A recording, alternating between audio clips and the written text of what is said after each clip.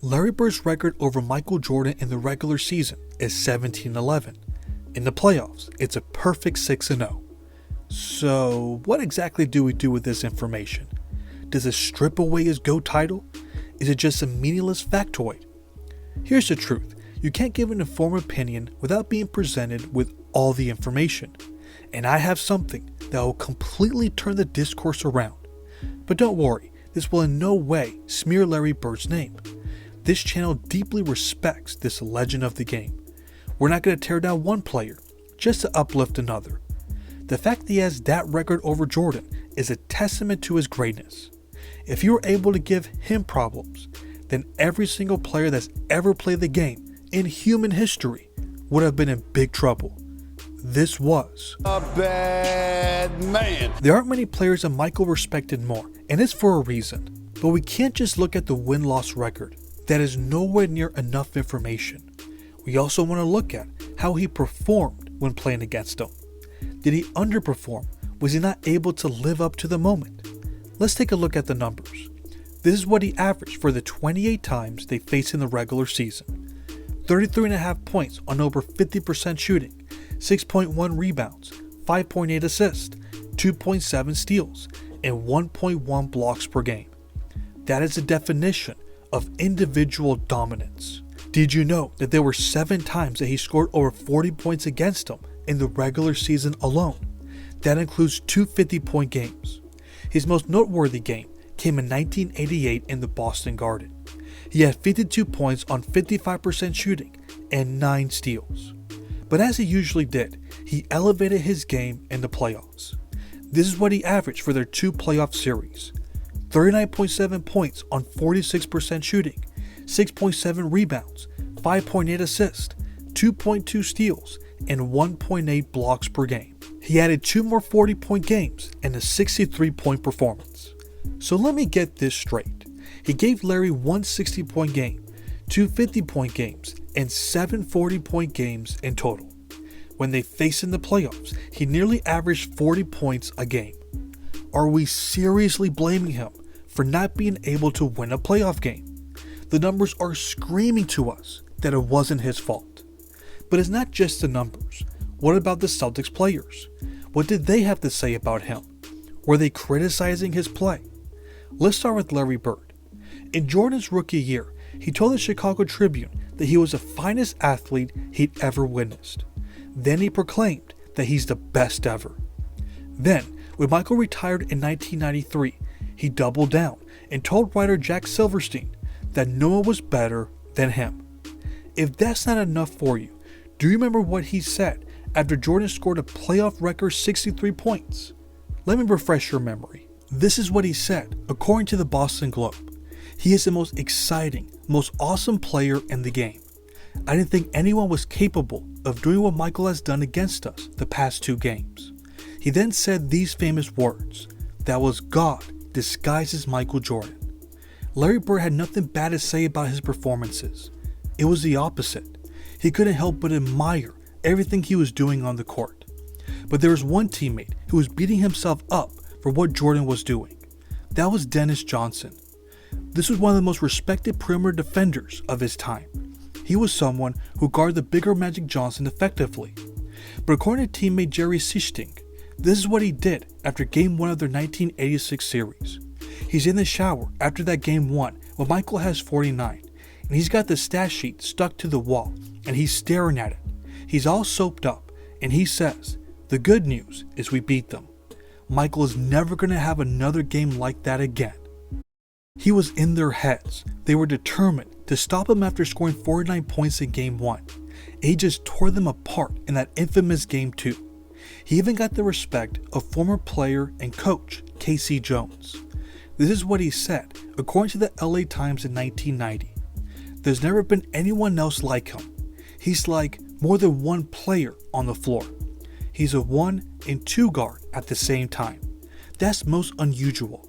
He does both equally well. Oscar was close. Magic is closed. Wes was just a 2 guard. And the most underrated thing he has is charisma on the floor. Every great thing he does lifts up the whole team." End of quote.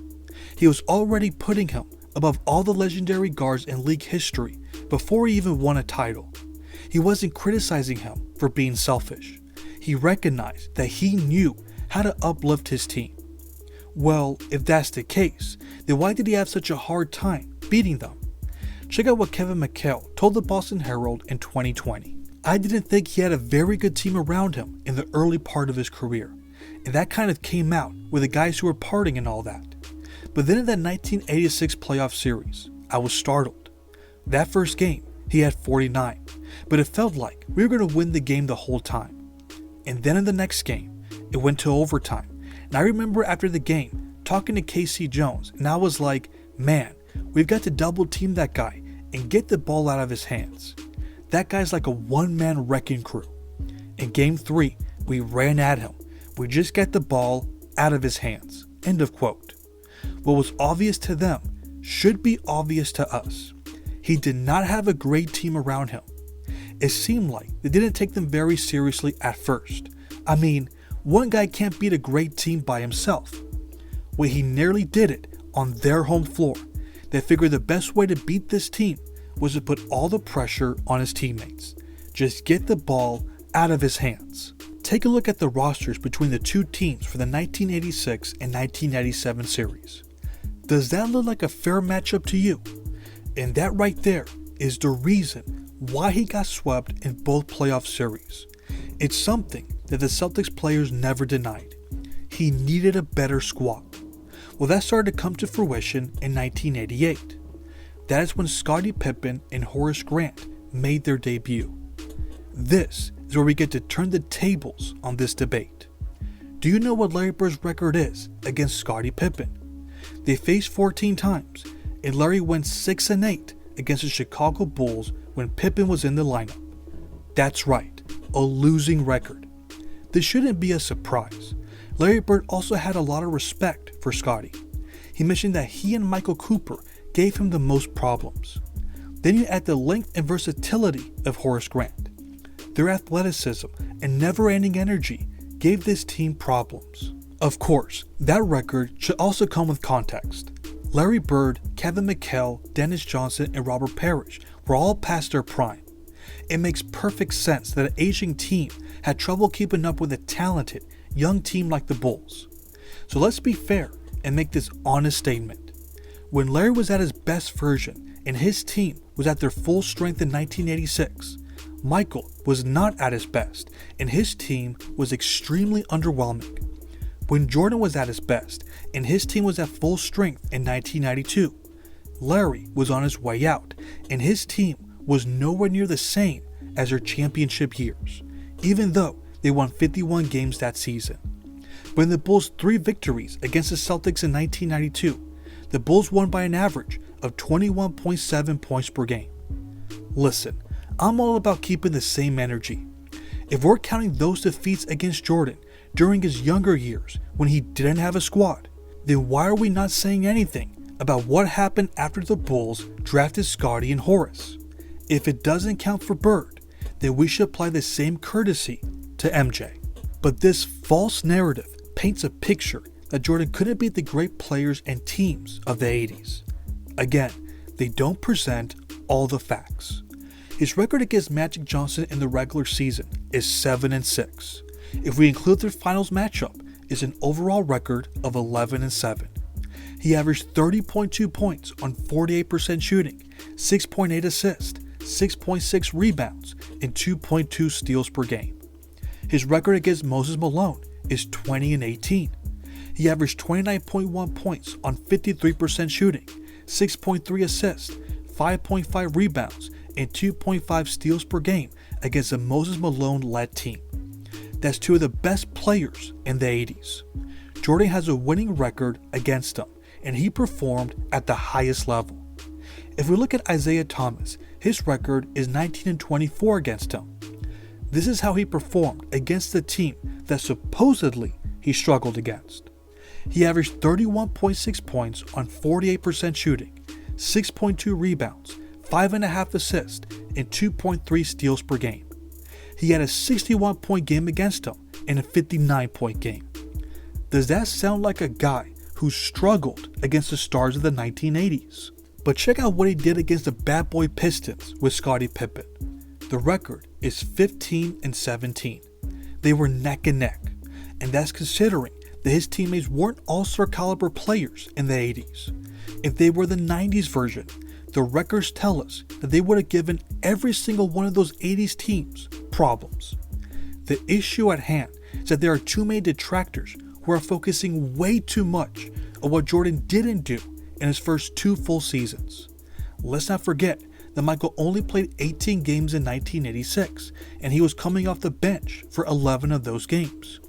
It would have been nice if he had the luxury of playing with Hall of Fame centers like Kareem Abdul-Jabbar and Robert Parrish during that time, but that wasn't the situation that he came into.